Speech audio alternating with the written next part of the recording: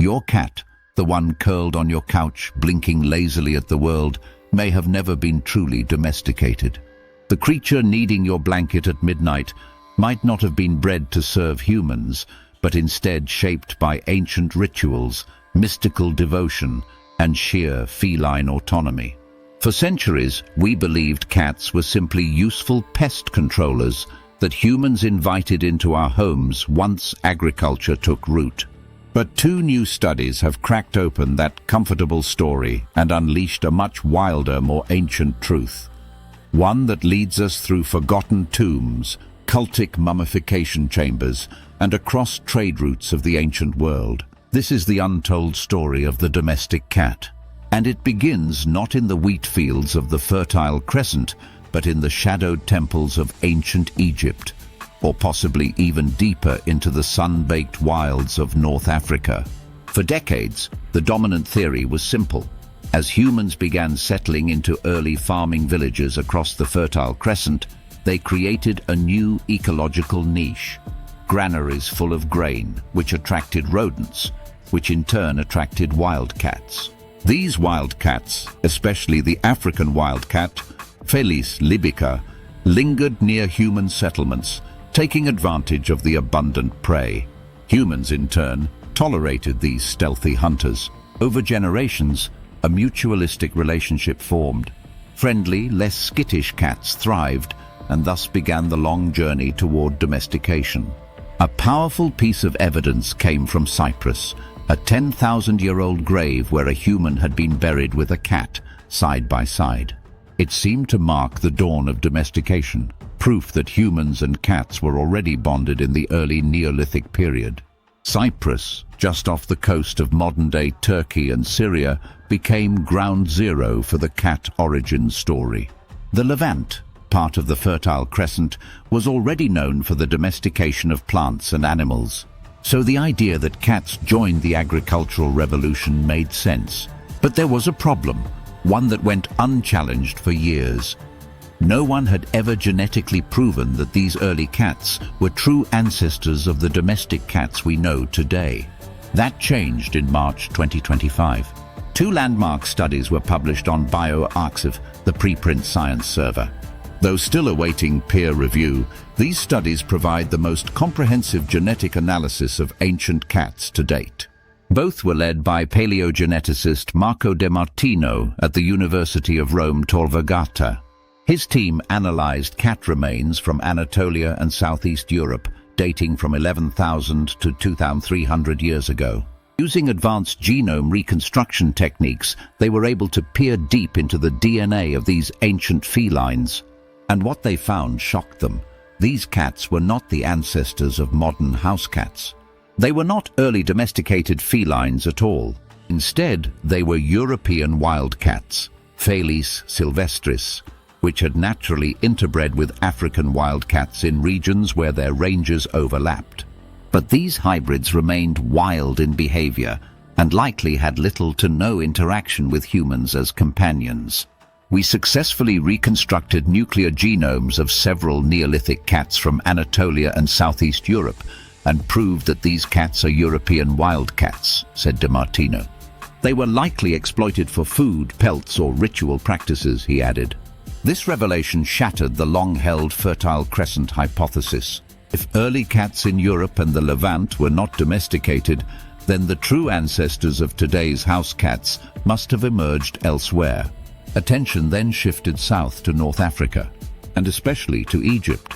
Ancient Egypt is legendary for its love of cats. That cultural reverence wasn't just spiritual, it may have been biological. De Martino's genetic analysis pointed to a stunning conclusion. Modern domestic cats are most closely related to African wildcats from Tunisia and surrounding North African regions, not from the Levant. This shifts the potential site of domestication westward, away from the Fertile Crescent and toward the desert sands of North Africa. Egypt, long known for its feline fixation, becomes a prime suspect. By the first millennium BC, cats were ubiquitous in Egyptian society, not just in homes, but in art, mythology, and even the afterlife. They were sacred to Bastet, the goddess of fertility, motherhood, and protection. Early depictions of Bastet show her as a fierce lioness, but over time she took on the soft features of a domestic cat, marking a shift in how Egyptians saw these animals. Bastet temples were often filled with live cats, and massive cat cemeteries have been uncovered, containing tens of thousands of feline mummies. The scale of this worship was staggering. One site in Saqqara revealed over 80,000 cat mummies. Some were pets buried with honors. Others were offerings, mass-produced through what appeared to be ancient breeding programs. And this detail is critical. Domestication is not just cohabitation. It's selective breeding over time. Egypt may have bred cats specifically to supply temples, shrines, and the faithful.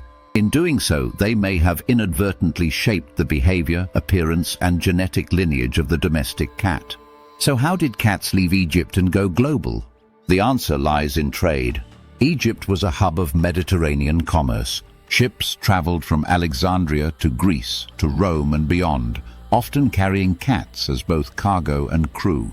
Cats were prized for their ability to keep ships free of rats and grain stores safe. By the time of the Roman Empire, cats had reached most corners of the Mediterranean. Evidence shows they were in the United Kingdom as early as the late Iron Age, with more widespread presence during Roman occupation. But unlike other domesticated animals, cats were never confined to barns or leashes.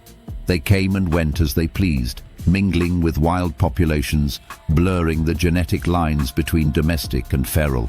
This may explain why cats remain so behaviorally independent even today. Over centuries, cats adapted to climates, cultures, and mythologies.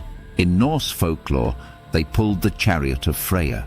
In Islam, the Prophet Muhammad was said to favor a cat named Muedza. In Japan, the maneki neko, the beckoning cat, became a symbol of fortune.